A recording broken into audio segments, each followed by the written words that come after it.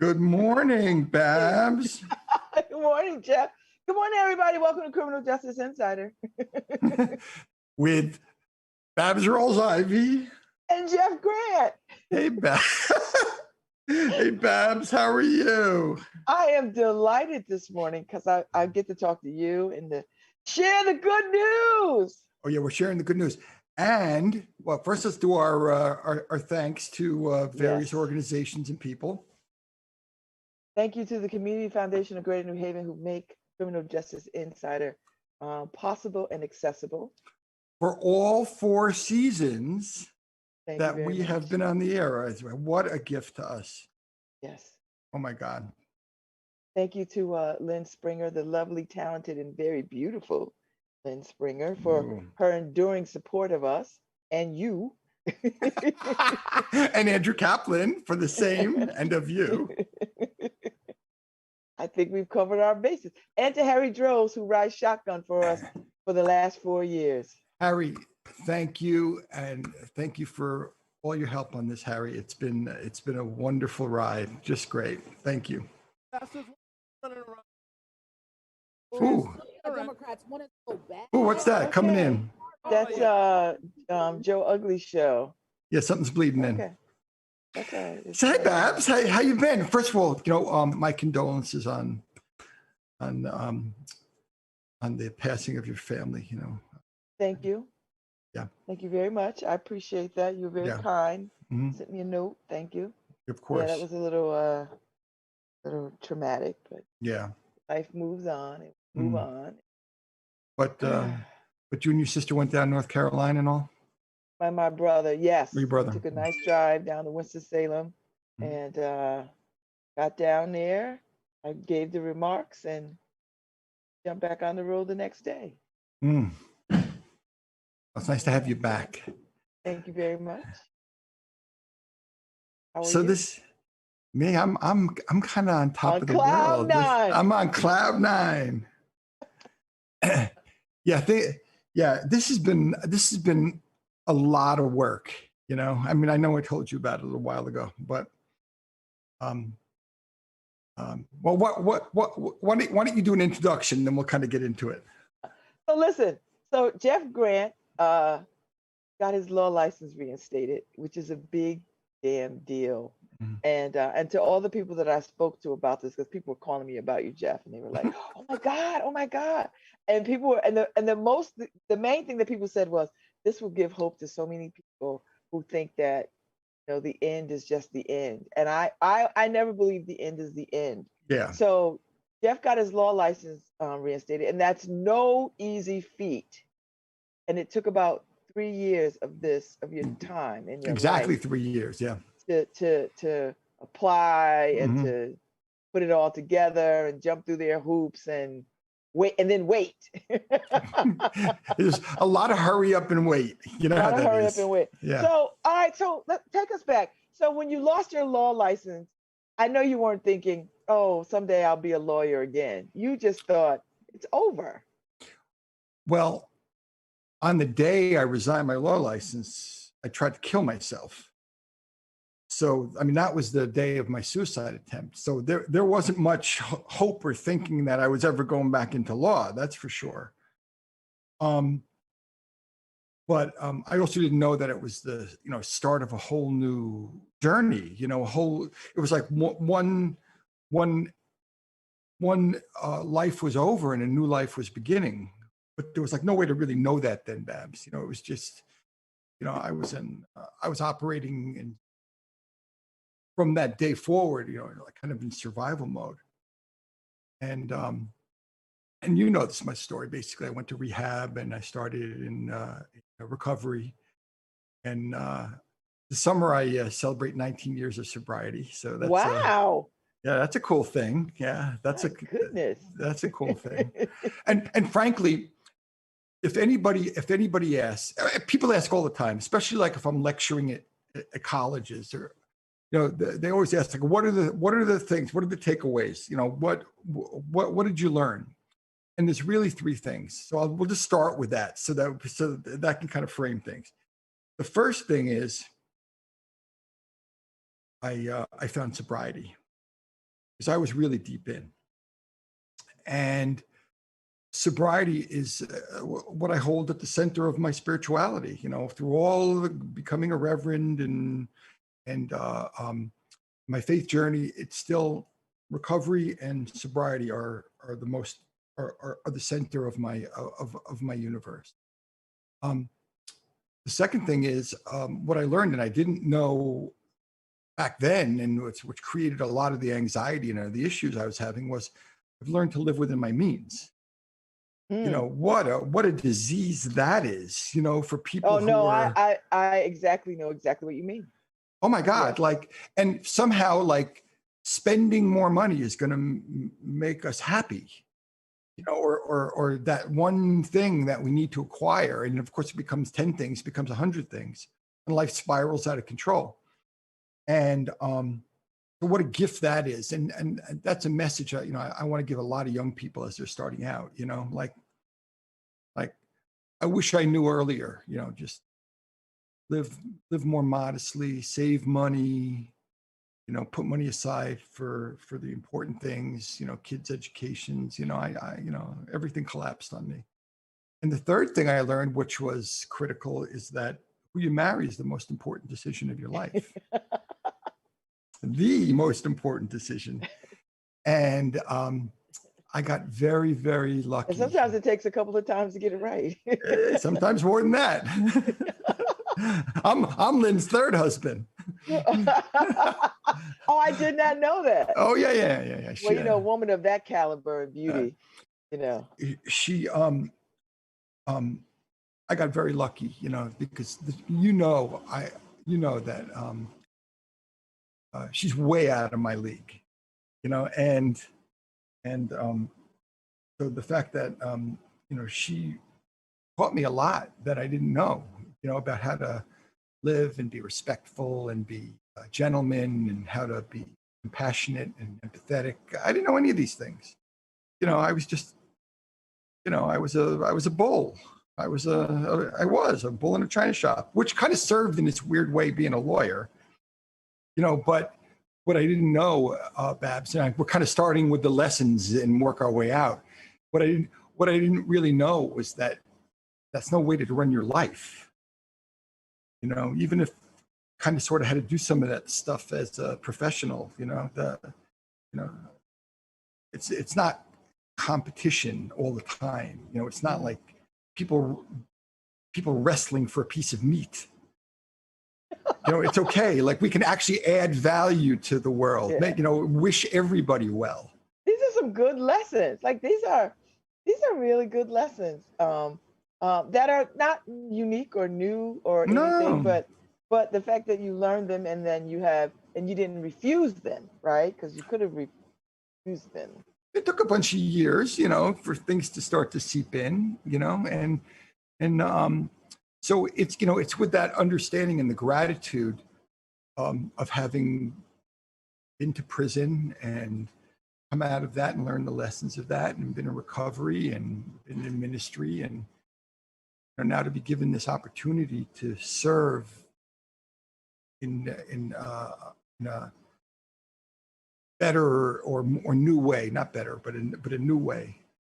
That because for the last 10 years or so, I've been in ministry, really serving the criminal justice community, and I get asked legal questions all the time.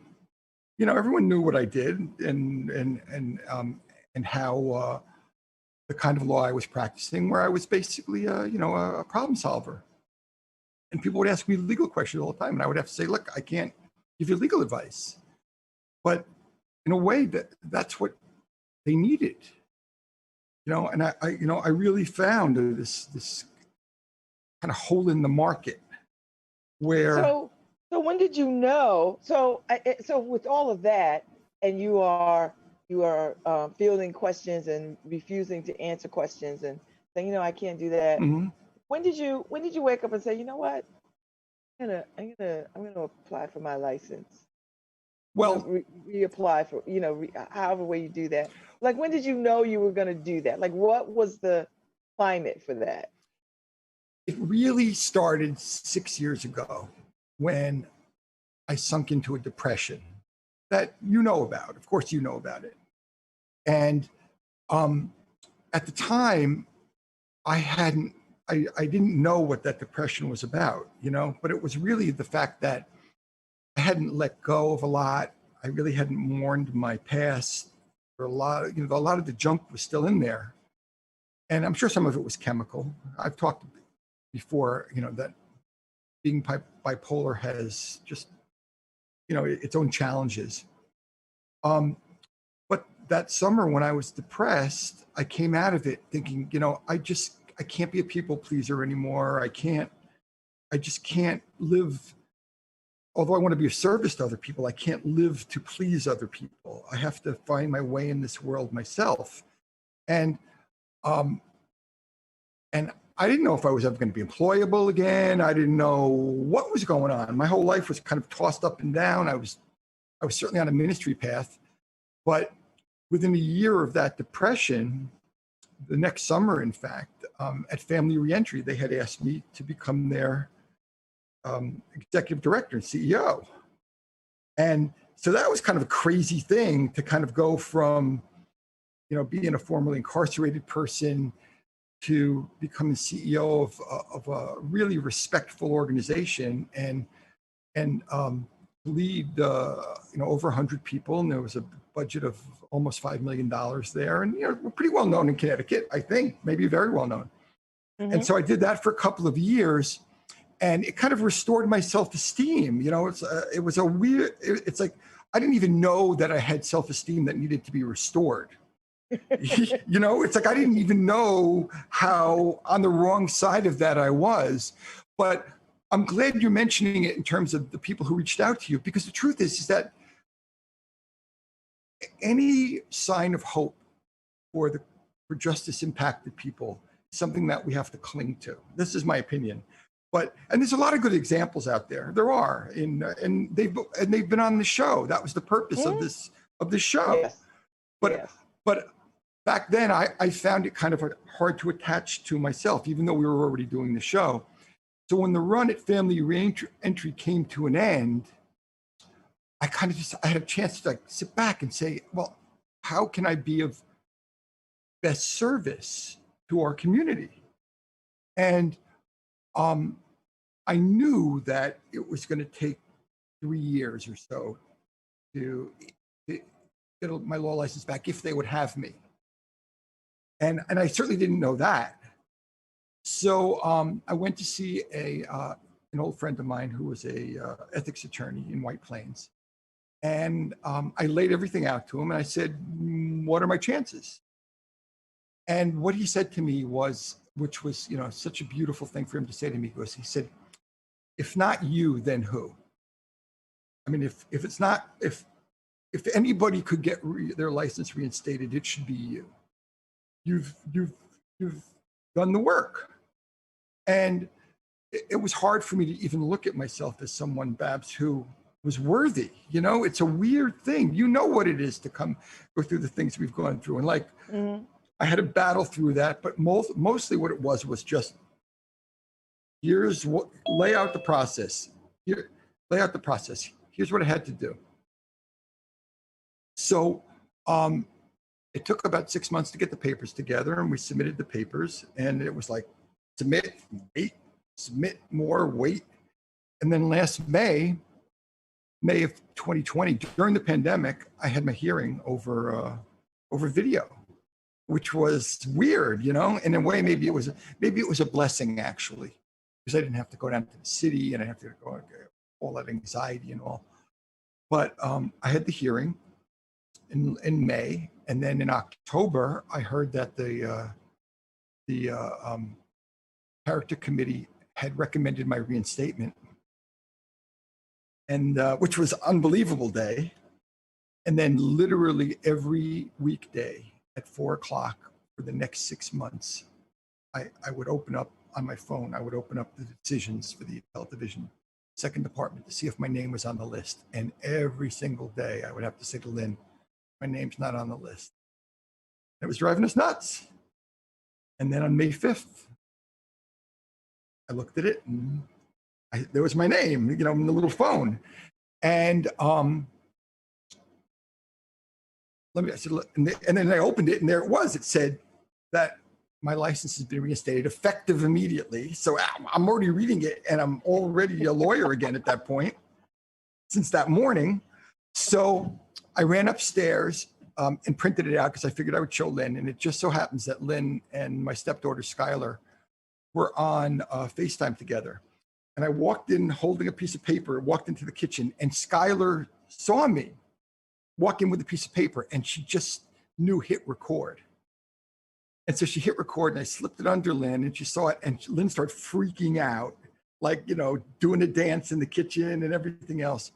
And that was the video I sent you of Lynn freaking out as she was reading it. That's so, joy. Yeah, and that's kind of like, you know, encapsulated the story. So that kind of brings us up to date to May 5th anyway. Wow. Yeah. That's such I mean, so was it a relief or was it bittersweet or? I would say that the primary emotion was relief and release. You know, it was a lot riding on it. It wasn't like I had a plan B. You know, this is like what I want to do for the rest of my life. I want to minister and I want to help people as a lawyer. And I was all in and I didn't even know if I could handle the rejection. Oh, okay. You know what I mean? It was like, what if it goes the other way? I mean, it's up to, if it goes the other way, you reapply, right? Well, I could reapply, but I don't even know if I could handle a rejection. You know, it's up to 3 lawyers in Brooklyn who get to decide. I mean, 3 judges in Brooklyn. And, you know, I was blessed. And I know what this means to our community. I mean, it's not just me, but, you know, just anytime something good happens that's life affirming and hopeful, it's important for our community. And I knew right away that I had to be more careful, more thorough, more respectful, because you know there's a pretty harsh light shining on people who have felonies and have been to prison. Yeah. And here I am now. So for an example, here's an example, Babz. Just you know the way my brain works, right? I do. An Old Navy opened up near where I live. Okay, because we live up in Litchfield County now. And so an Old Navy opened up. And on camera, you can't tell if this is like an Old Navy shirt or like a $300 shirt, right? You can't tell, right? But Old Navy is running a sale. For those who don't know, Jeff is a closeted fashionista. Oh yeah, as long as you can get it at Goodwill, I'm a fashionista. So I went to Old Navy and I bought every one of these shirts they had there in my size. Because you know, in the size runs, they don't carry the big ones, that many of the big ones. And I figured I'm never going to find them again. And they were on sale. So what I said is, all right, so now on Zoom, I got to be at least dressed properly. You know, I'm like, and it's not that I won't wear a t-shirt if I'm on a personal call. But I feel like I represent something for our community. You know, I want to be respectful, and I want all of us to be taken seriously. And to the extent that I'm an ambassador of that, you know, if it took getting shirts for $12.99 at Old Navy, I was going to do it. I was going to do it. All right, so you got this good news. What do you do with it? What have you done with it so far? I mean, I kind of know, but I don't know all the details. So what do you do with this news? Well, there's so many aspects to this, Babz, that I hope, you know, I'm going to try to explain it in a way that people will understand. So I'll just talk to you straightforward. I knew I've been planning this for a long time, but I couldn't get too concrete with it. But I knew I wanted to, I'm licensed in the state of New York and I can practice in federal courts around the country, but I'm not licensed in Connecticut. So I had to open up in New York. And so the decision to open up in Manhattan was important to me. I mean, that's where my firm started out, and that's in 1982, by the way. So just let you know, this is 39 years later. I've learned a few. Hopefully, I've learned a few things along the way. And it also had to be in a situation where I didn't have to be there all the time. And it just so happens that the city bar has a program for people who live in the suburbs and exurbs, where they have a law facilities there. So I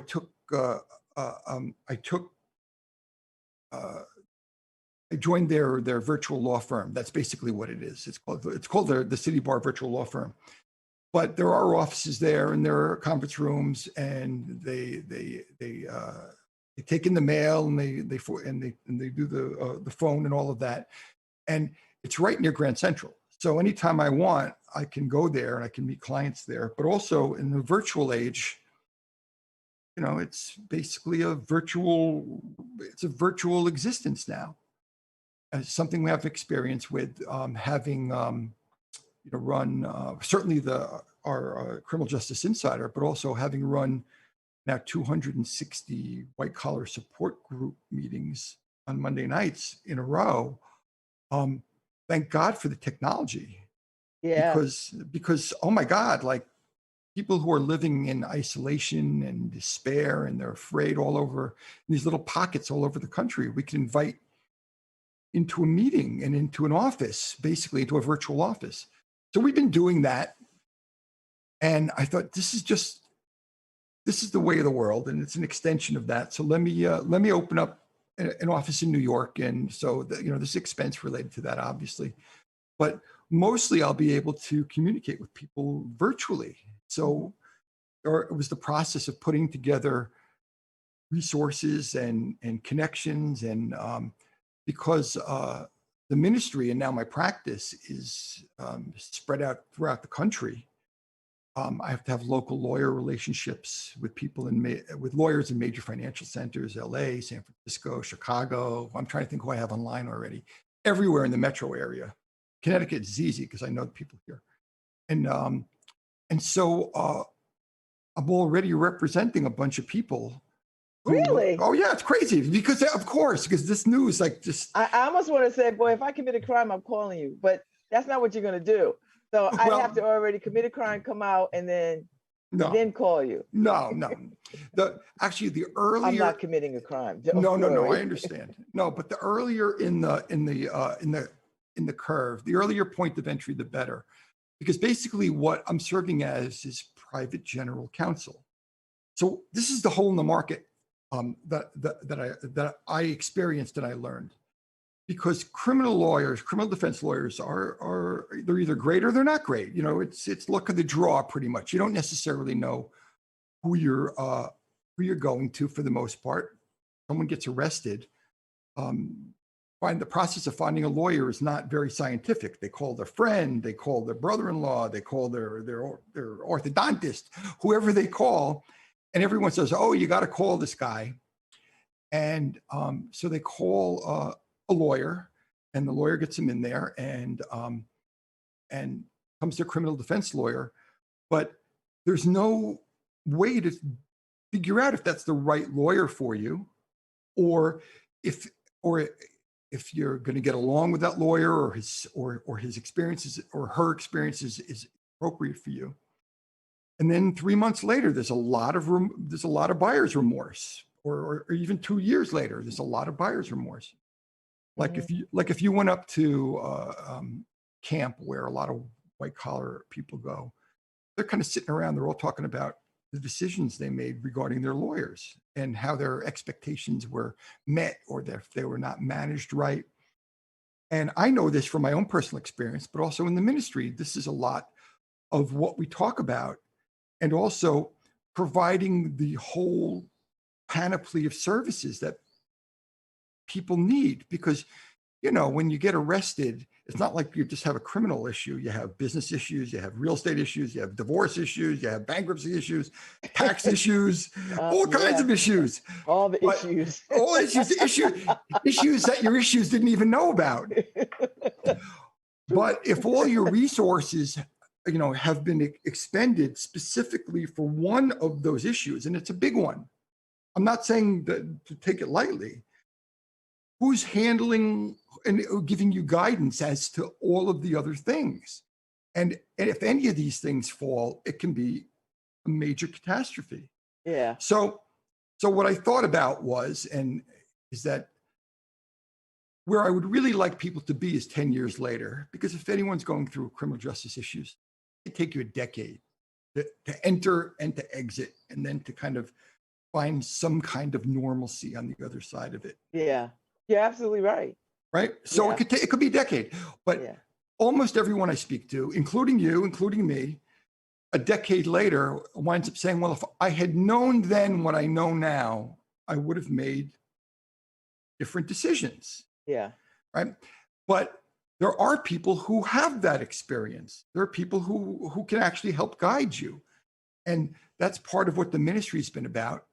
But now that I am a licensed attorney again, I can actually help people with all of that information. And sometimes that means hiring specialty lawyers on their behalf, basically serving as their private general counsel.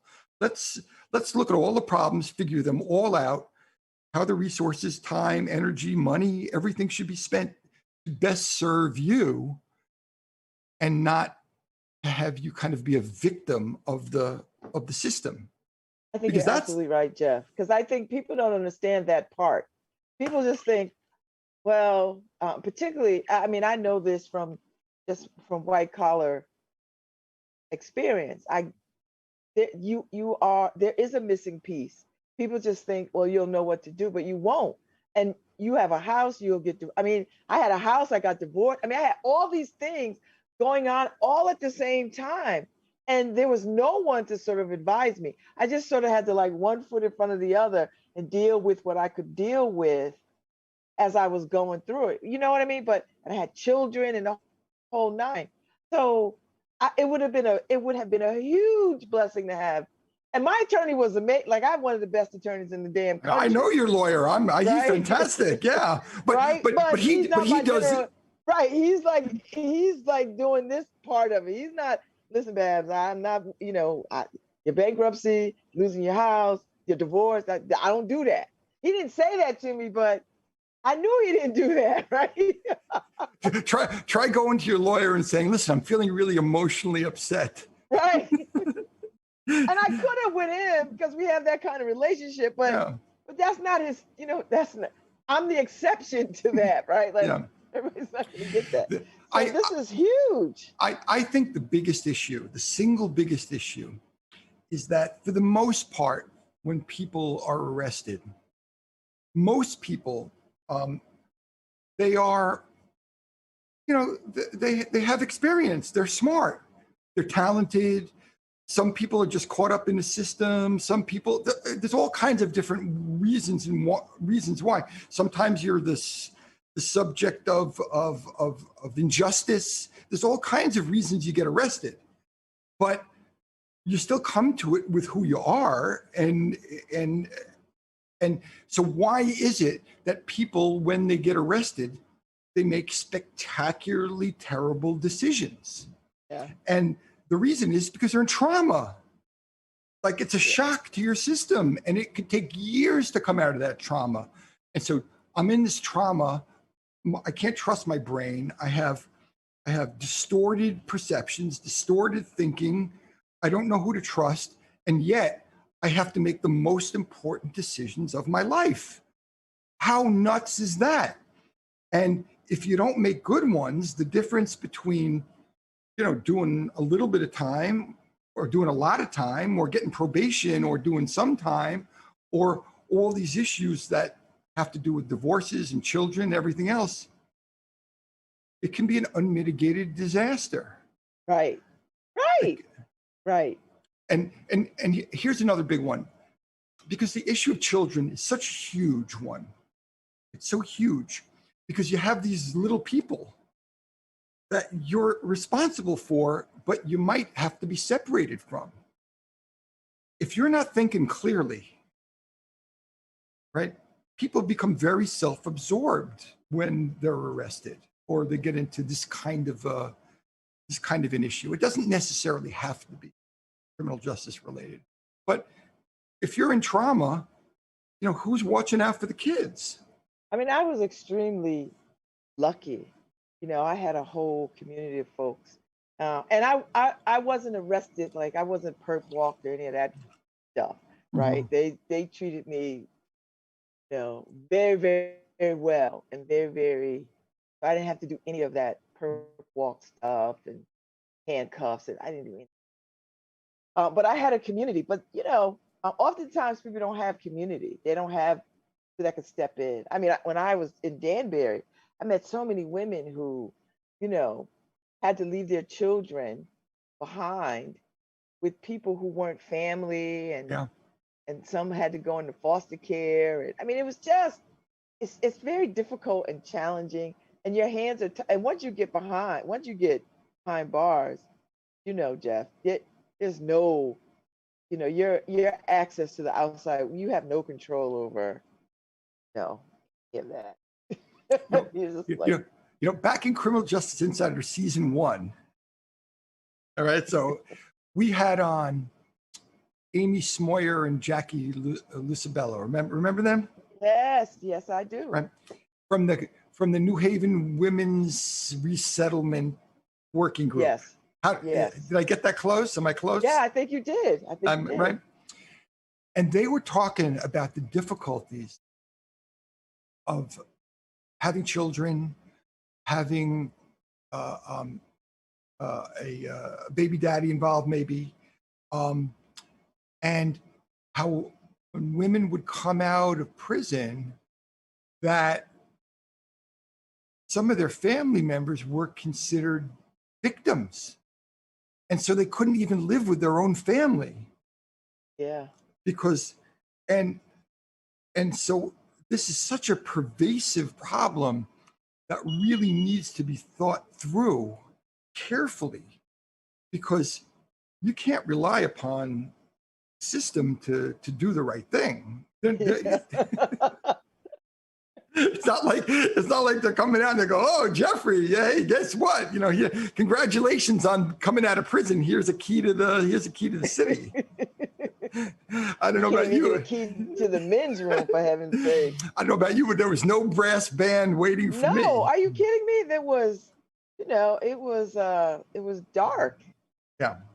For a long time, right? For a long time. For like a decade. Yeah. I mean, you were right. I mean, and I served so little time, but the ramifications of that still, the outcome was still the same. I mean, it was a long time coming back. So when we're in our support group meetings, for example, there's a lot of people who can't find jobs, and I can tell them, we can tell each other. It's not like I'm preaching from on high, but we tell each other that so much of this is in our own brains. You know, we are our own biggest limiting step. And I still believe that. You know, I believe that. I mean, there are a lot of limitations for people who are coming home from prison or have felonies. There are a lot. I don't mean to diminish it. But what I've learned for me is that my own fear was the biggest single problem. And one of those issues was, what I didn't know how to do is I didn't know how to manage, or I was afraid of risk. I was afraid, like, you know, like I was afraid of money. And that's one of the issues, you know, like I was afraid, like, so long as I'm in nonprofit world, or so long I'm in ministry world, I don't really have to worry about money because there is no money, right? And so how do you actually feed your family? How do you take care of your children? How do you, right? Like, if you're afraid of money, because if you have your self-esteem and you do a good job, most people, I would imagine most people are able to, like, have a negotiation with their employer.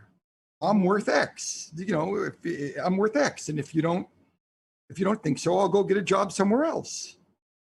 Right.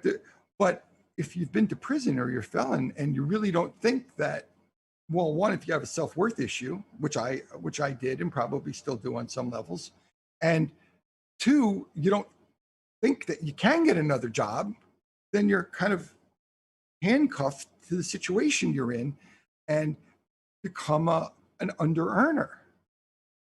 And Yeah, that's the and truth. And I think for me, Jeff, I was just so afraid to take another executive level job. Mm.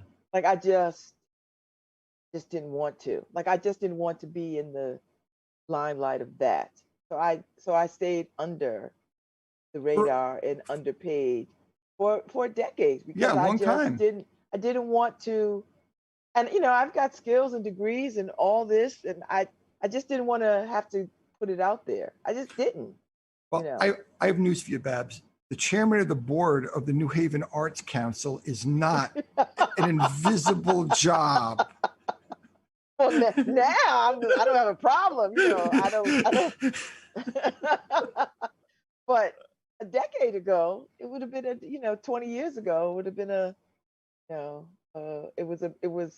I was afraid. Yeah. And still ashamed. Yeah, of course. Yeah. And that's the thing. So what would it be to actually have these kind of resources available? Can we even hear it? But can we even hear it? Can we listen? I mean, it's like so many mistakes I had to make myself. There were people telling me, slow down, don't get so big, hire a financial planner. There were people who said, here's an example. So now it's maybe 3 weeks after I tried to commit suicide, and I'm sitting in rehab, and I'm now off of prescription opioids, which I was on for about 10 years, and I'm on some proper medication, actual appropriately prescribed medication, and my brain is starting to unfog. And my best friends, my lifelong best friends, came to visit, and they're sitting there, and we're talking, and I said to them, "Why didn't you ever tell me I was crazy? Why didn't you ever tell me I was acting crazily? Why didn't you tell me, you're taking too many of these prescription drugs? Why didn't you tell me?" And Babz, they looked at me and they said to me, "Jeffrey, we must have told you 100 times." I said, "You did?" I didn't remember one. And so there's a real problem, and it's not just that the help isn't there. There is some help out there. The question is, do you recognize ready to hear it? Yeah. Right? And do you recognize the kind of trauma you're in? And if you don't, then that's probably the biggest sign to slow down. So this puts you in a good place to be general counsel to somebody or to folks, because you can clearly identify what they're going through. You could see the warning signs, and you could say, "Listen, I've sat on this other side where you are, and X, Y, and Z, and I'm sitting here because I can tell you this is where I think you're headed. This is where I think you're, don't turn this around, and you got to figure this out and help them figure it out," right? Because that's the missing link with people. And I've worked with over 500 people personally already, right? Already. Right. And the reason I'm mentioning it is not because it's like a resume builder. The reason I'm mentioning it is because I knew nothing about myself. I didn't recognize the holes in my character. I didn't recognize who I had hurt. I didn't recognize the limitations in my willingness to depend upon other people. Mm-hmm. But through their eyes, I saw it. I mean, how many years did it take of working with other people before I said, "Wait a second, that's me"? I'm giving advice to people, but I'm not taking the advice. Maybe that's just the human experience. I don't know. Yeah. But I am grateful to be in a position now where I don't have to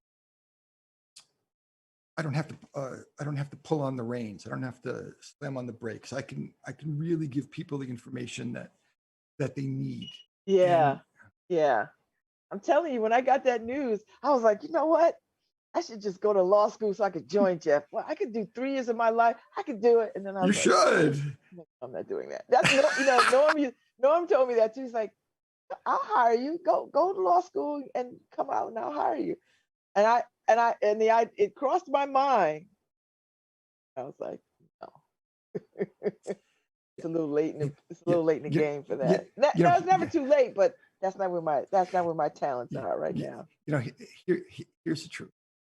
I went to seminary. I went to Union Theological Seminary, as you know. I went there for 3 years, but I went there 27 years after I graduated law school. Wow. And it was so much harder than law school. So much harder. And I'm not saying law school. God talk. I'm not saying that law school is a walk in the park. That's not what I'm saying. But I'm telling you, if you go to contracts class, at least you know you're in contracts class. Like something we read here is going to be about contracts. It's not going to be about torts. It's not going to be about criminal law. This class is about contracts, at least as a frame of reference. In seminary, oh my God, I went to systematic theology, right? Two semesters of systematic theology. I defy you to explain what systematic theology is. It's almost 15 years later. I have no idea what systematic theology is. At least I kind of knew what a contract was when I went, right? It's like at least it's on a box top or something. I at least know what a contract is. Right. I think. Right. No. So you hung out your shingle, Mm-hmm. and you are making connections with other folks that are doing crises management of some sort. Well, I wouldn't pretend that this isn't like a big deal, at least in the white collar community, probably in the criminal justice community. But I've spoken to a lot of other people who've been admitted to law as a felon, or people who've been to prison. I've spoken to a lot of them now. I've reached out. They've reached out to me, and there is a difference between having a felony and then applying to a law school or applying to the bar. There's a difference between that and having lost your law license and being reinstated. You know, the only reason I believe that I could get reinstated is because of all the work that had been put into opening the doors to the legal profession to people who had felonies. So we've had Wayne Betts on our show, for example. And he's a good example of somebody. Yale Law, Mm-hmm. Trying to pass the bar in Connecticut for a long time. Yep. And finally got to do it. And he was a trailblazer, and there's many trailblazers. Yes. Chris Poulos, Tara Simmons. We know a lot of them. Yes. But both who have been on our shows too. But they hadn't lost their law license because of breach of trust. Right. So I had to evidence a certain rebuilding of character that had to be plain as day in the record. It's not like I could talk my way through it. The record had to reveal it. And we're just not going to trust what you say, Jeff. What have you done? But what did have to happen is I had to tell my story. So luckily I'd written a lot, obviously being out there has helped speaking about it. And I've written a bunch of it, bits and pieces, but I had to tell the whole story, and I had to tell it in a motion for reinstatement. Get up to section 36. Here's my story. And I start to write it. And what I decided to do was just tell them everything. Just let go of the outcome, and whatever it is, because I'm done with trying to manufacture an outcome. You know, I'm trying to get shade people. I guess I'll do it for clients, but I wouldn't do it for myself. And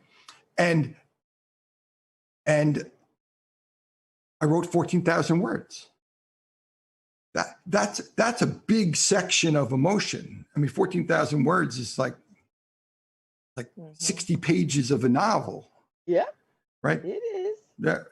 And there was something cathartic about it. You know, there was something really freeing because I'm just laying my whole life out, and either accept me or not. But at least it won't be for lack of having told the truth, told them the whole story. So I'm grateful that I had some examiners, because I had to go through a formal hearing, and they were, Babz, they were so kind. I mean, they were tough, but they were not out to tank me. Or at least it was obvious they weren't out to tank me. They could have tanked me. I don't know. Who knows, right? It still had to go to the whole committee for a vote. But you know, I had to let the record speak for itself. So you got clients? I got clients. I got clients. But so many of the things were frightening. Like even opening a bank account. Try to open a bank account, folks. As you know, try to open a bank account when you have a felony. You don't even know if the bank's. I see. I didn't have. I mean, I never. My stuff stayed exactly the same, so I didn't have that issue. There are people whose bank accounts are just, they get a letter from the bank and they say 30, you know, within 30 days, we're going to close your account. Come get your money out. Wow. Yeah, because you're a felon? Yep. Mm-hmm. See, Yep. that should not, that should not be the consequence. No, I'm telling you, it happens to a lot of people. So I remember the first time I went to lease a car, and I was sitting there with Lynn, and we went looking for a car, and we kind of found a car, you know, what we could afford at the time, which wasn't much. And so this guy, the salesman's behind his computer, and you know, the salesman, they got to talk to their manager. You know, I'm negotiating. I got, let me run that by the manager. Let me run that by the finance manager. They just give him, you know, but they're staring at my credit score, and they're staring at things, and it's frightening. Yeah. My God. And I'm sitting I'm in front of my wife is next to me. What if they say to me, I'm sorry, sir, we can't give you a loan, or we can't allow you to lease a car. What, you know, I would have, risking of failure, you know, the risking of rejection is right there. And it's been that way every step along the way, opening up law firm bank accounts. That's a good point, Jeff, that I don't think people understand or realize that failure is at every step you take when you come out. That's why my heart goes out to to folks who who come out, because we've been out a long time, but folks who are coming out and they've got, I don't think people realize how many things that you're up against just on a daily basis, just to get through the day, right? Like just to live like a normal person. You see, that's why I admire people like Dwayne Betts. There's a perfect example. And because I'm always comparing my insides with other people's outsides, right? Everyone's successful. You look at someone like Dwayne, and he's like, you know, he's setting the world on fire. He's an incredible. He's a writer. He's a poet. All kinds of things. He's published, but he'll talk about his frailty. He writes about his frailty. Yeah. You know, and so I mean, he's keeping it real, and as we do. But I don't want to keep it real. Oh. You know what I mean? It's like I have to keep it real. But isn't there like a vacation from this? You know, isn't there? You know, can't we like have a vacation from having to keep it real all the time? And the answer is no, there's not. And especially now, because I'm charged with other people's lives in my hands. You know, Yeah. I've got to be awake and aware and present. Yeah. Yeah, you do. Yep. And, Yes, you do. and that's what I thank God for is the. Does that give you does that give you added pressure? Do you feel like, Lord, Well, it's been that way in the ministry for a bunch of years and a lot of okay. years. So it's not like it's new, but the critical decision-making path is different, because what happens is that now it's people who are right on that point, right on that point where you make a good decision, things can go well. You make a bad decision, things not so well. You know, I mean, yes, I'm grateful that I can give emotional support to people, and I never want to be divorced from spiritual lawyering. But there are real decisions to be made, and right now, and somebody in the relationship has got to be sober. You know, somebody's got to be right there on point, and it can't be the person who's going through it because they're in trauma. So, yes. so what are they going to do? So, Yes. I mean, what a gift to be of service and to be available and to be mindful and present for people, and to be trusted, because in order to be trusted, I have to behave in a trustworthy fashion. There's a duality. Yes. So as we wrap this up, we because this is our last show for the summer. We break It for the is. summer.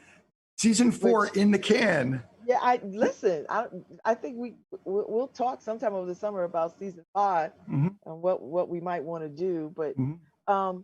where do you see yourself with this newfound calling? I mean, it's an old calling, but Yeah. a new layer to the calling. Yeah. Where do you want this to go? I mean, is it a big dream? What's the bigger picture for you and this new relational commitment to helping? It's kind of both things at once. It always has been, but there's the very small and then there's the macro, right? The very small is to have intimacy with people who are living on the edge. That's the very small, intimate, to lean in and be there, be present. But on a bigger level, it's really an opportunity for advocacy.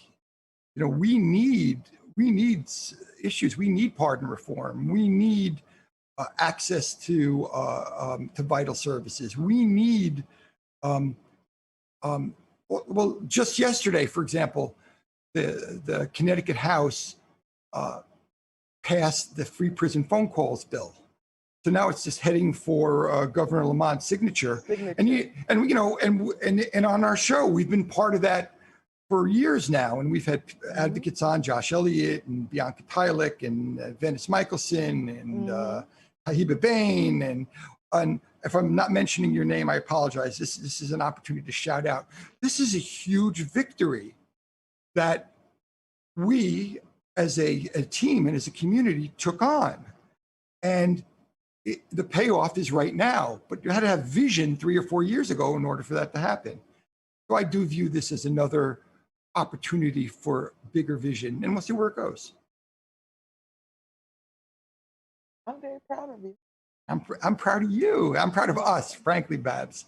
Just proud of you because I know what this took, and I know what this means for you, for us, and for everybody in this community. And I have a new website. Oh my God! You know what? Jeff is the queen. Jeff is the queen of social media. He will get right. So it's grantlaw.com. Okay? And people say to me, Grant Law, how is that available? How was that domain available? And the answer is, here's a secret, folks. I'm going to tell you, I'm going to let you in on my secret. I've been paying for that domain for 20 years since my law firm, just in case, just to hold out in case I ever decide to get my law license back. So for $9 a year, I have kept grantlaw.com open. And so now there's a website there. And of course it connects to the ministry website, prisonist.org too. So I love it. Yep. I love it. All the information's there. I love it. All right, so grantlaw.com, that's so easy, it rolls off the tongue. And so that's a good thing. It's a good thing. It's a good thing. So thank you, Jeff, for letting me have this conversation with you. Thank you, Babz. You know, I love you. And I love you too. thank you to And when we gather, we have to celebrate. Oh yeah, we're gonna celebrate. Yes, we have to. There has to be some celebration. I mean, we've celebrated for less, so Well, we're gonna have you and Andrew up for a barbecue. That's yes. Listen. I'm ready. I will bring whatever and post-pandemic barbecue. We're gonna do it. Post-pandemic barbecue. All Thank right, you my so love. much. Thank you. Thank you, Community Foundation of Greater New Haven, Ben Springer, Andrew Kaplan, and my partner Babz. Thank you. You're my joy, Jeff. I will Thank see you. you soon. Love you, babe. All right, people, I'm gonna run over to my other show at 10 o'clock, but we'll be back in September. We will. Thank you, Harry. Thank you, Harry.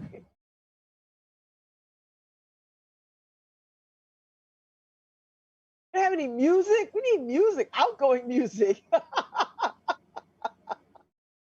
Harry must be Recording stopped. the pool boy. All right, bye, Babz.